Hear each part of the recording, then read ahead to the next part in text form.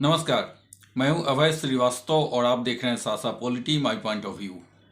19 दिसंबर 2023 दिल्ली में जब INDIA की मीटिंग होने वाली थी तो बहुत सारे लोगों को बहुत सारी उम्मीदें बंधी थी। मकसद तो उस मीटिंग का नरेंद्र मोदी और भाजपा को हराना था 2024 के इलेक्शन में। लेकिन जब बैठी और उसमें जब एक दूसरे नेता भाषण शुरू किए तो आपस में ही उनके बीच ऐसी तकरार बढ़ती गई कि किसी महत्वपूर्ण निर्णय पर पहुंचने से पहले ही नेताओं के बीच में साफ तौर पर मनमुटाव दिखने लगा था। इसमें सबसे ज़्यादा मनमुटाव की चर्चा आई नीतीश कुमार लालू यादव की। हुआ यूँ कि नीतीश कुमार जब भाषण देने के लिए उठे तो वो जो भाषण दे रहे थे हिंदी में बोल रहे थे और उनकी भाषण पर द्रविड़ मुनेत्र कगडम तमिलनाडु से आने वाले कुछ सांसद और वहाँ के मुख्यमंत्री ने राष्ट्रीय जनता दल के नेता मनोज झा से रिक्वेस्ट किया कि इसका ट्रांसलेट इंग्लिश में किया जाए क्योंकि वे हिंदी नहीं समझते। बाद में नीतीश कुमार जो भी बोल रहे थे उसका मनोज झा राष्ट्रीय जनता दल के जो राज्यसभा सांसद हैं उन्होंने हिंदी में अनुवाद किया ताकि तमिलनाडु के नेता उसे समझ सके। इस पर नीतीश कुमार ने अपनी नाराजगी जताई और उन्होंने कहा कि एक ही देश में हिंदुस्तान में रह कर के अगर आप यहाँ की भाषा यहाँ की राष्ट्रभाषा नहीं समझते हैं तो फिर ये बहुत ही दुर्भाग्य की बात है। स्वाभाविक रूप से नीतीश कुमार को बहुत सारे नेताओं का समर्थन तो नहीं मिला, लेकिन उसके बाद से इन नेताओं के बीच में आपसी तानातानी की स्थिति बनती दिखी।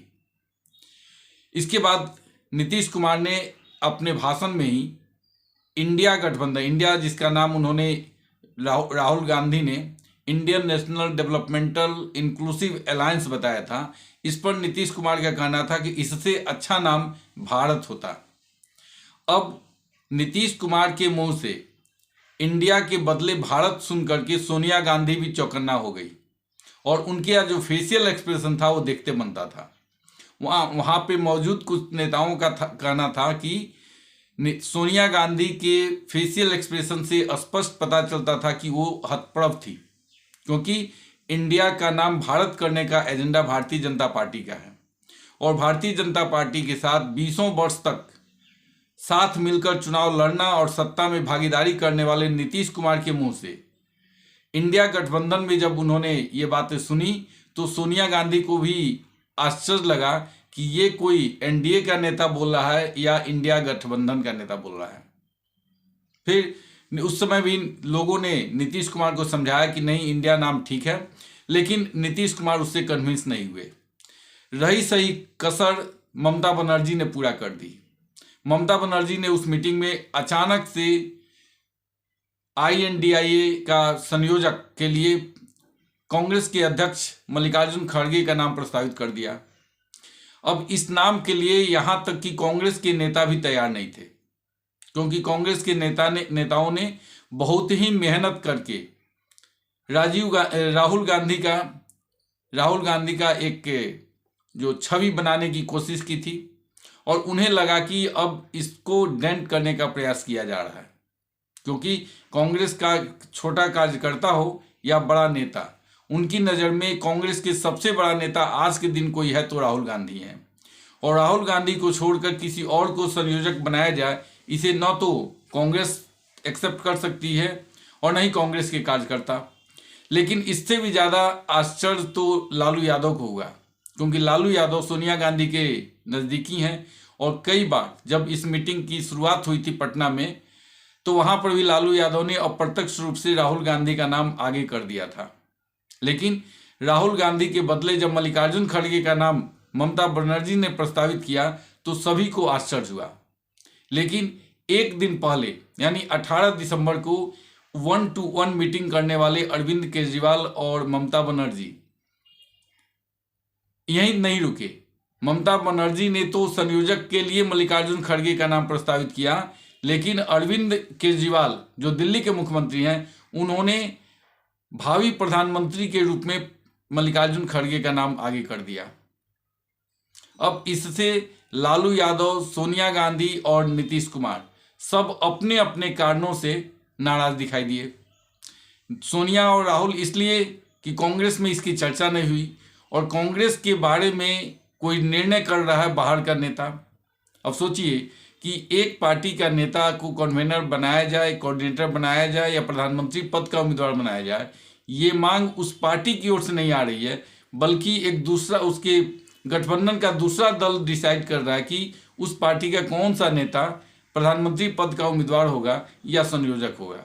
ये अपने आप में काफ़ी हास्यास्पद स्थिति थी, लेकिन चूंकि ये दोनों नेता कांग्रेस को साइडलाइन करना चाहते थे, कांग्रेस की स्थिति को कमजोर करना चाहते थे, इसलिए एक स्ट्रेटजी के तहत सोनिया गांधी और अरविंद केजरीवाल ने मल्लिकार्जुन खड़गे का नाम आगे बढ़ाया। लालू यादव भी प्रेस ब्रीफिंग के पहले निकल गए। इसका कारण ये बताया जा रहा है कि उन्हें बहुत सारी उम्मीद थी। जब वो बिहार में नीतीश कुमार को मनाने में सफल रहे थे और एनडीए से नीतीश कुमार अलग हुए थे, तब दोनों के बीच में नीतीश कुमार और लालू यादव में सहमति बनी थी कि नीतीश कुमार राष्ट्रीय राजनीति करेंगे और बिहार की गद्दी तेजस्वी यादव के लिए खाली कर देंगे। लेकिन जब नीतीश कुमार को न तो संयोजक बनाया गया और न ही प्रधानमंत्री पद का उम्मीदवार, ऐसी स्थिति में नीतीश कुमार राष्ट्रीय राजनीति के लिए बिहार का अपना पद छोड़ने को तैयार नहीं है। और अब लालू यादव को लगने लगा कि नीतीश अगर मुख्यमंत्री पद से इस्तीफा नहीं देते हैं और बिहार में तेजस्वी यादव मुख्यमंत्री नहीं बनते हैं, तो फिर जिस कारण से नीतीश कुमार को वो इधर लाए थे, वो उनका मकसद पूरा होते नहीं दिखाई दिया। इससे नीतीश कुमार भी गुस्सा करके उस बैठक से बाहर निकल गए। नीतीश कुमार को सबसे बड़ा दर्द इस बात का है कि जब वो एनडीए गठबंधन से अलग हुए थे और लालू यादव के सहयोग से दिल्ली में आकर मल्लिकार्जुन खड़गे और राहुल गांधी से मिले थे, तो उस समय उन्होंने मल्लिकार्जुन खड़गे और राहुल गांधी ने ये वादा किया था कि नीतीश कुमार को आगे बढ़ाने में वो अपनी पूरी मदद करेंगे और उन्हें ये टास्क दिया गया कि विपक्षी नेताओं को एकताबद्ध किया जाए। याद होगा आपको कि नीतीश कुमार उसके तुरंत बाद दिल्ली से लौटने के साथ ही विभिन्न राज्यों में जाकर के विपक्षी नेताओं से मिले और उनसे एक गठबंधन बनाने का प्रस्ताव रखा। लेकिन नवीन पटनायक के अलावा सभी पार्टियों ने इसमें अपनी सहमति दी। नवीन पटनायक ने शुरू में ही कह दिया कि वो अलग रहेंगे, इस गठबंधन से अलग रहेंगे। अब जिस नीतीश कुमार ने अपना जी जान लगा करके विपक्षी गठबंधन को तैयार किया, इस आशा में कि उन्हें कम से कम इस गठबंधन का संयोजक तो बना दिया जाएगा, उन्हें संयोजक तो प्रधानमंत्री पद तो दूर, संयोजक भी नहीं बनाने पर उनका अब इस गठबंधन से पूरी तरह से मोहभंग हो चुका है। और ऐसी स्थिति में उन्होंने 29 दिसंबर 2023 को जनता दल यूनाइटेड की राष्ट्रीय कार्यकारिणी की बैठक बुलाई है पटना में। निर्णय क्या होगा ये कुछ कहा नहीं जा सकता, लेकिन बहुत सारे लोगों को लगता है कि जनता दल यूनाइटेड कोई कड़ा फैसला ले सकती है। लेकिन अगर मुझसे पूछे तो मुझे नहीं लगता कि जनता दल यूनाइटेड आज की परिस्थिति में कोई निर्णय करने की स्थिति में है, क्योंकि अब विपक्षी गठबंधन उसके लिए बाध्यता बन चुकी है, क्योंकि एनडीए उसके लिए दरवाजा खोल नहीं रही है। एनडीए के किसी नेता ने नीतीश कुमार से संपर्क नहीं किया और प्रत्येक नेता, एनडीए का प्रत्येक नेता ये मानते हैं कि नीतीश कुमार एक ढंग से बिहार की राजनीति में लायबिलिटी बन चुके हैं, उनको एनडीए में लेकर के कोई फायदा नहीं होने वाला है। अब प्रश्न उठता है कि नीतीश कुमार जाएं तो जाएं कहां? विपक्षी पार्टियों के गठबंधन जिसे इंडिया का नाम दिया गया, वो इन्हें तवज्जो दे नहीं रही और उधर भारतीय जनता पार्टी के नेतृत्व वाली एनडीए में दरवाजे बंद हो चुके हैं। ऐसी स्थिति में ये समझ पाना नीतीश कुमार के लिए भी मुश्किल हो रहा है और हम जैसे लोगों के लिए भी कि वो आखिर किधर जाएंगे। मुझे लगता है कि उन्हें इस गठबंधन में बने रहना उनकी मजबूरी है और वो रहेंगे। आगे क्या होता है देखते हैं। लेकिन नीतीश कुमार ने 31 दिसंबर तक सीटों के बंटवारे पर फैसला कर लेने का जो प्रस्ताव रखा है और जिसे पास किया गया है, मुझे नहीं लगता है कि 31 दिसंबर तक ये सभी पार्टियां राज्यों में सीटों का बंटवारा कर लेगी।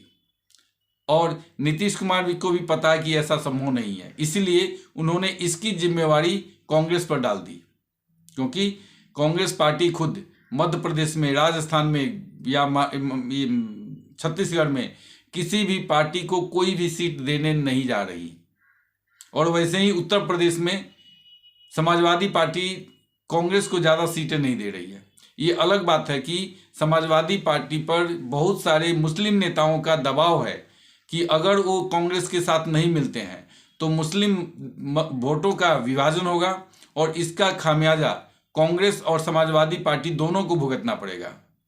मुस्लिम नेताओं के प्रेशर में, उनके दबाव में आकर एक महीना पहले कांग्रेस को चालू पार्टी, धोखेबाज पार्टी कहने वाले अखिलेश यादव कांग्रेस के गठबंधन में जाने को तैयार हुए, क्योंकि उन्हें भी पता है कि अगर एक बार मुस्लिम मतदाता उनसे छिटक गए तो फिर समाजवादी पार्टी का यूपी में, उत्तर प्रदेश में कोई आधार नहीं बचेगा।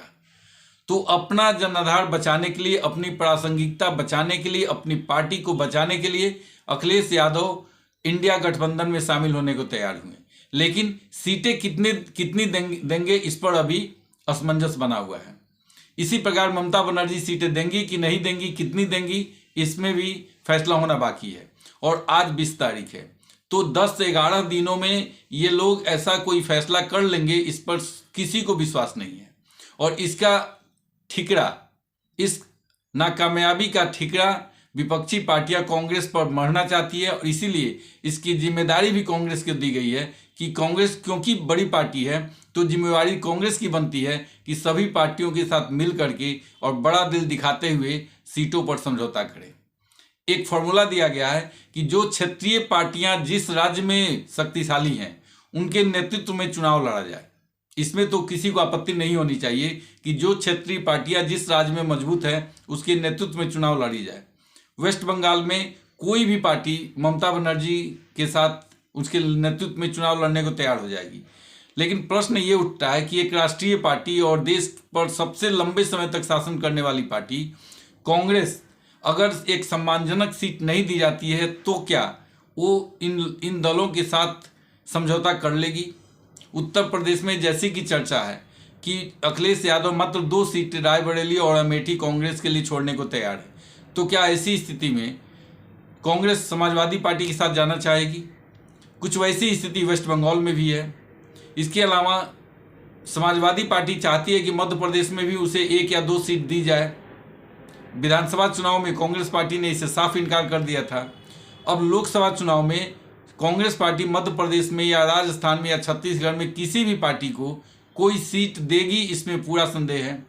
और सबसे बड़ा पेच तो महाराष्ट्र में है, जहां उद्धव ठाकरे भी अपने मुखपत्र, शिवसेना के मुखपत्र सामना में लेख लिख करके बताना चाह रहे थे और प्रत्यक्ष रूप से इशारा कर रहे थे कि उद्धव ठाकरे संयोजक बनने के लिए इच्छुक है। वो चाहते हैं कि उन्हें विपक्षी पार्टियों के गठबंधन का संयोजक बनाया जाए। लेकिन क्या महाराष्ट्र में, जहां 3 पार्टियां हैं, एनसीपी है, शिवसेना और कांग्रेस, इन 3 दलों के बीच में सम्मानजनक समझौता हो पाएगा? क्योंकि अभी तक शिवसेना आधी सीटों पर चुनाव लड़ रही थी भारतीय जनता पार्टी के साथ। अब उतनी सीटें उसे मिलेगी नहीं और उसके कार्यकर्ता उससे कम सीटों पर चुनाव लड़ने के लिए तैयार नहीं होंगे।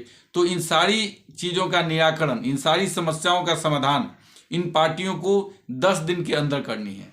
जो काम 4 महीने में नहीं हो पाया उसे ये 10 दिन में करने की जिम्मेदारी कांग्रेस के नेता पर डाली गई है। स्वाभाविक है कि ये कभी संभव नहीं है, इसलिए इसका नाकामयाबी, इसका ठिकरा भी कांग्रेस पर मढ़ा जाएगा और सभी नेता अपने अपने रास्ते चलेंगे, ऐसा विदित हो रहा है।